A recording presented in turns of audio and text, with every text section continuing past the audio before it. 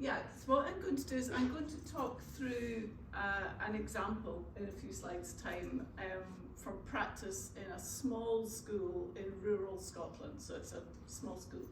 As Kirsten was saying, all of our students learn to be primary school teachers, and there is a responsibility for all children.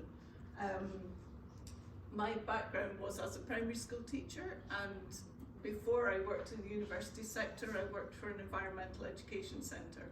And my main teaching role is teaching social studies, which is one of the curricular areas for Curriculum for Excellence. So the question that I kind of have to think about in my everyday teaching is, how does things like the National Framework for Inclusion, what does that look like in terms of enacting the curriculum? So working from the principle that teachers' jobs is to make the ideas of the subject areas come alive and be something that children actively learn and do and experience. How do we do that in an inclusive way? And I put this slide up, I don't know, I think just from our very short visit to Tromsø, like Aberdeen, you're a small place in the north, but you're actually very multicultural. You've got people from all over. And that's something that for me is quite powerful for our students. Certainly if you're working in the city, you can expect to work in a classroom where you'll have children from all over the world. Although the oil industry is beginning to stop, Aberdeen is a big, or has been, its economy was based around oil, so we have children who used to come and go, so they'd spend 3 years in Aberdeen and then go to Houston and then maybe Far East. We have other people who've come to Aberdeen more recently. We have a lot of Ukrainian people who've come and Syrians as refugees.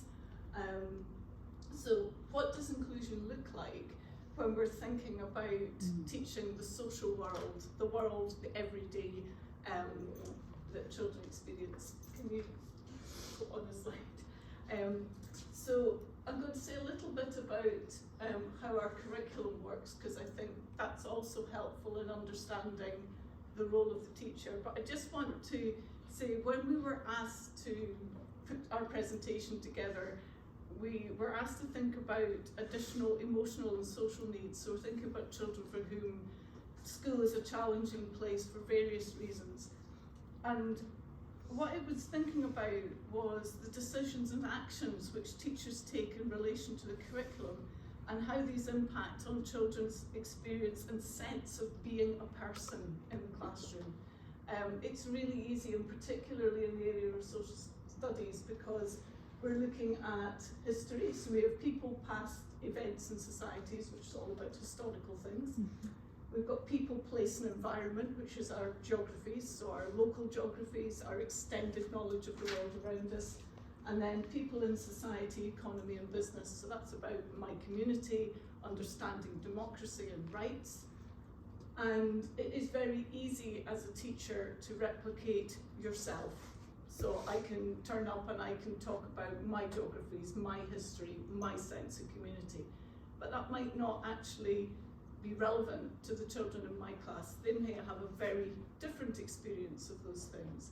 So number one, for an inclusive approach, and I think really important when we're thinking about emotional and social difficulties, is that some of the reasons that children experience or those social and emotional issues become bigger in a classroom is they're not recognised as people.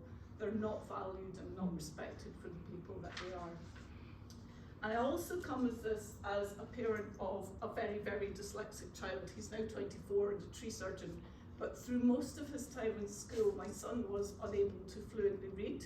He couldn't write and he couldn't count. So he couldn't count to 100, even by the time we reached secondary school. And I know firsthand that it's the attitudes to learning expectations, the possible knowledge and understanding that a child might have, and the attitude to providing alternative opportunities to show what a learner knows. So if you're only ever asked to write it down, or to do it in a way that you find almost impossible, you become a very frustrated young individual. So it's not a magic wand when we think about social and emotional issues, and nor is it about pointing the finger at the child, how can we solve this? It's about focusing back on the teacher. What can the teacher do to make the classroom a place that enables, and you talked about capacities. A capacities way of looking at learning is one in which all learners have the capacity to learn. And there are things that we can do which open that up or close that down. And as I say, I feel very passionately about this. A very long time ago, I was an archaeologist. That's how I started, and then I became a primary school teacher. And one of the reasons I did archaeology and not history is I'm also dyslexic and find it almost impossible to remember dates. I can't tell you the date of anything. But archaeologists don't really work that way. We work a lot with material, we work with puzzling and sort of solving things, and it's very, very tactile, it's hands-on. So thinking about alternative ways into looking at the three aspects of these for me became very important. And these boxes here are from Kirsten's slides. So these are the questions that I would be asking my students. So if we're thinking about area of social studies, which is about the world we inhabit and learn to be people in, what are the pedagogies that open things out? How might we do things in a different way for assessment? So not in the example I'm going to show you is different, but thinking about contribution of things like arts-based learning. If you use drama and art and music, they are three very different ways of showing what you know. So you can do things in ways which are very different to writing it down. And I'll be saying a bit more about interdisciplinary approaches in a minute. Probably the same in Norway. I don't know, in Scotland we have so many different kinds of documents that you could look at in order to plan learning in your classroom. Kirsten's mentioned the National Inclusion Framework. Our curriculum is called a Curriculum for Excellence. It's organised by 7 different curricular areas. All teachers, whether primary or secondary, so our curriculum goes from 3 to 18, so from early years to the end of secondary school, all teachers have a responsibility for literacy, numeracy, health and well-being. So as a primary school teacher, you teach everything. But in secondary school, regardless of what subjects you teach, you still have responsibility for literacy, numeracy, health and well-being. We have 4 capacities, which I can never remember all of, but we're confident individuals, successful learners, active citizens, and a 4th one. We have 7. No one ever remembers. We have 7 design principles. Now, the design principles for me are key because they're the bits that actually give you ideas of engaging children or thinking about challenging children. But the 7 principles guide you through different ways of thinking about what learning might look like in the classroom. And then each of the 7 curricular areas has more little boxes with experiences and outcomes across 4 levels, I think, into secondary school than you could possibly imagine. So no one remembers each of these experiences and outcomes, but we have statements of I can do the following, or I understand that. And then we have a series of benchmarks, which are the kind of lowest level entry to say a child actually understands this, so that we've got a separate set of documents for that. So this is what our students and teachers in practice navigate in their everyday lives. And so it gives you a bit of an idea of where the inclusion framework sits with all of that. So yes, next slide.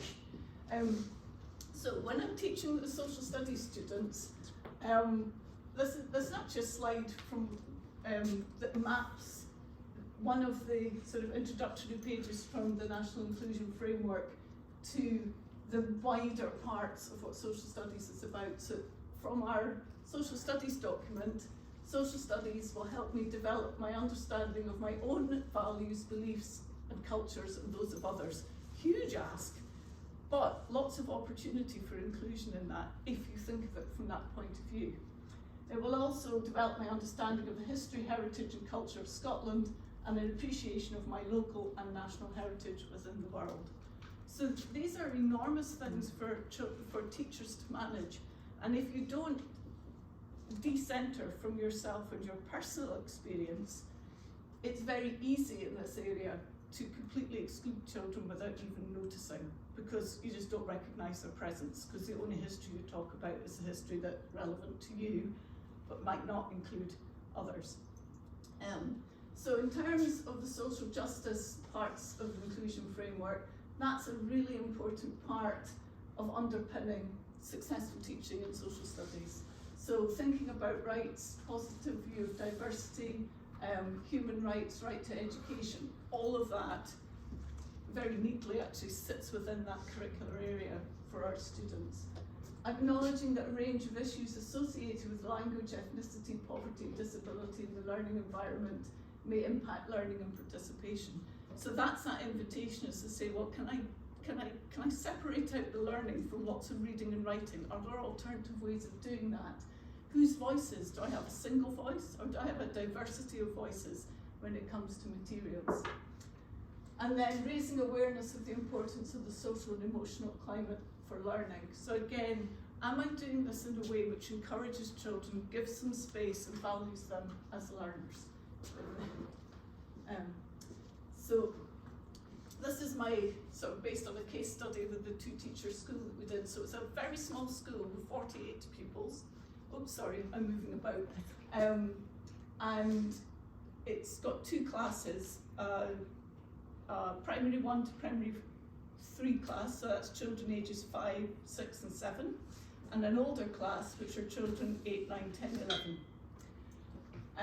And they participated in an archaeology project in an area of land which normally they do forest schools in. So they're a school that's very committed to outdoor learning, which again changes what a classroom looks like. It changes the way in which adults and children engage with one another.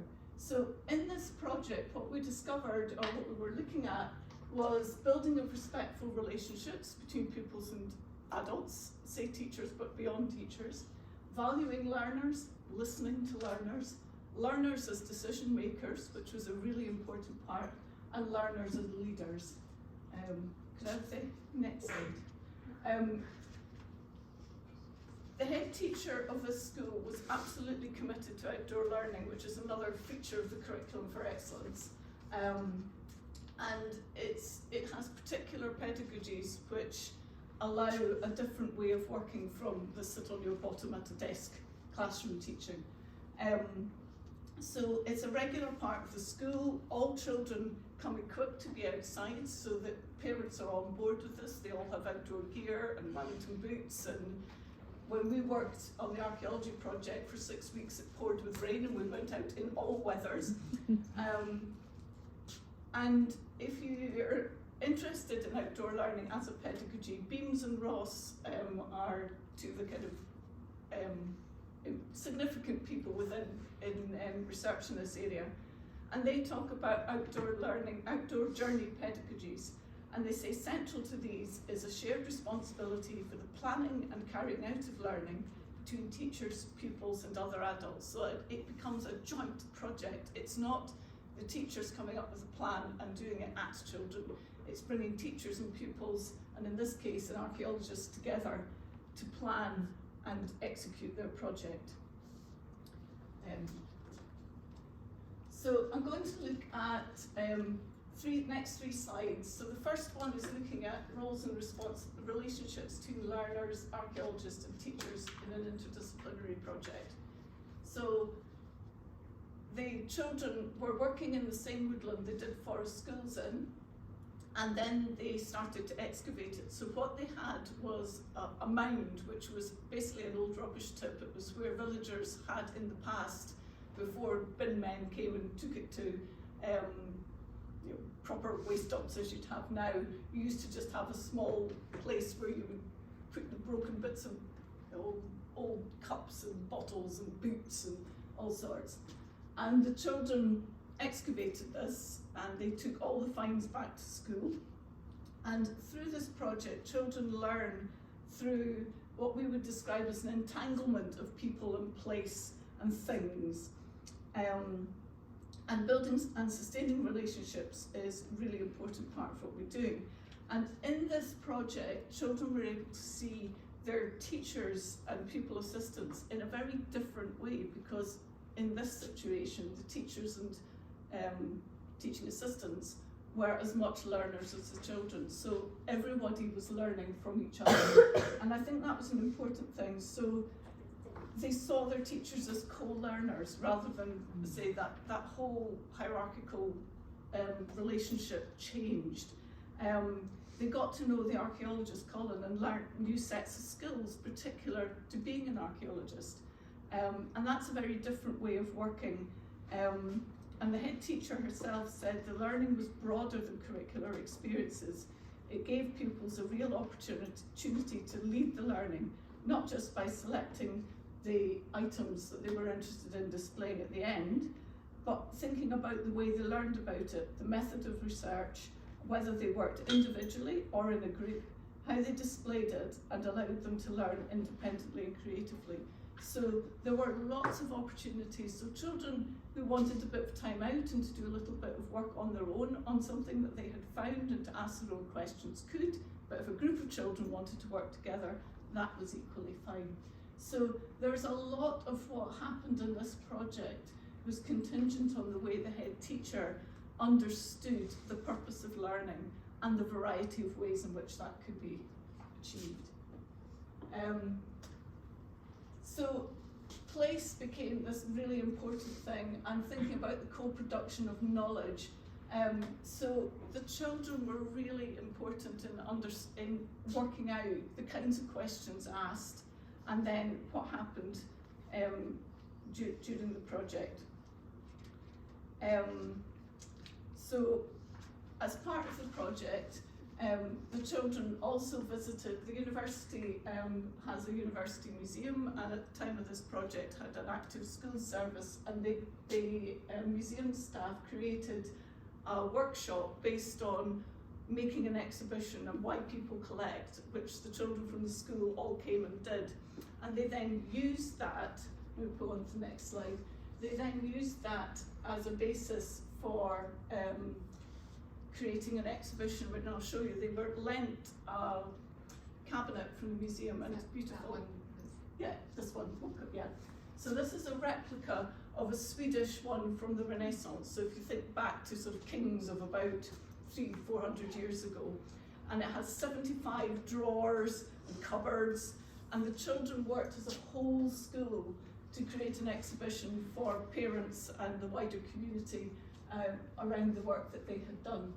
We'll go back a slide a moment. So after they had visited the museum, they were coming up with imaginative ways of how you might use this exhibition, and this is Guess the Oldest Piece. So what they decided to do was to put a range of the finds that they found into different drawers, and then visitors had to decide which of the things was the oldest, and then they had a tally chart. So this is the idea of the interactive museum and that they've taken away from their visit. Well, the next slide. So in terms of children taking the lead, there's two really good examples of this. The first was the group of primary 7 children. So these are the oldest children in the school. They're age 11, they go off to their senior school the following year. One of the things that the children found was the remains of an old jar for jam, and it was a pottery jar that had obviously been dropped at some point and then thrown away because it was broken. And the primary 7's question was, we'd like to understand more about how that break happened. So they worked with the archaeologist and had the permission of the head teacher. So they went out to the playground, they put Colin up a ladder, and they got him to drop cups and mugs from the top of this ladder. And then they looked at all the different breaks. So they were able to hypothesize how they thought their marmalade pot had broken. So that's not an exercise you would find in a workbook. It's not something that came from the head teacher, it came purely from the children. And I have to say that in the 6 weeks, my role was working with children to curate the exhibition. So I was in school working alongside the class teacher and the children. And at all times, they were all engaged in what they were doing. And then this little girl here, she's busy making her own mini exhibition within an exhibition. So this was a child who'd come recently to the school. She knew very few children.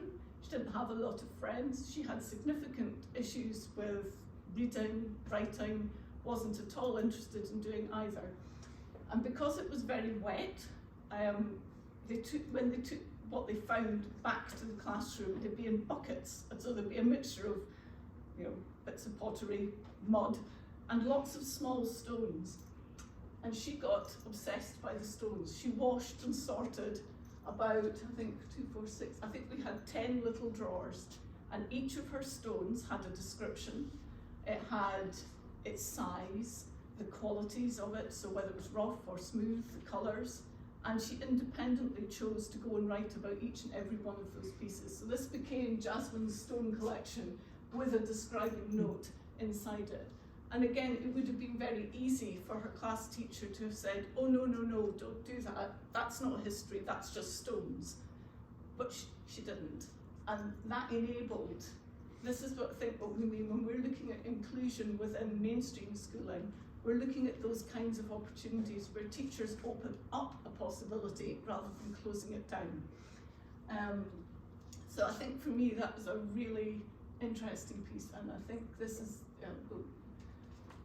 this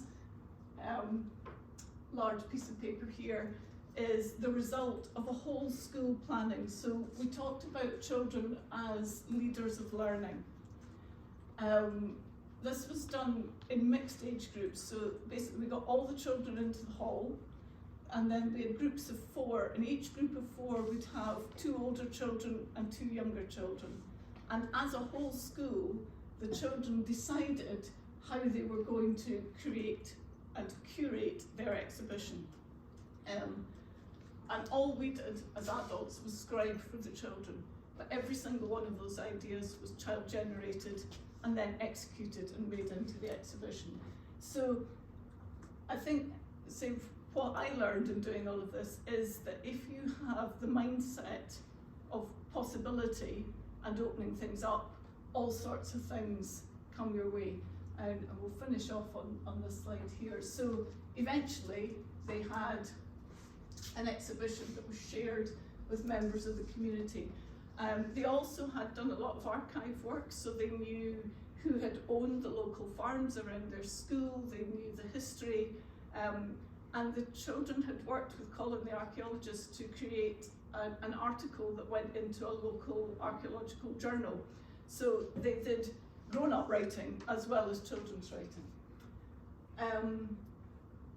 I like finding bits of pottery and finding facts about them, says Annie in primary 3. So this was a 7-year-old. I asked them, we did lots of photographs, and I got all the children to choose one and tell me a bit about it. So mostly positive, and there was one wee girl who was a bit hesitant, and I said, oh, why don't you want to choose a picture?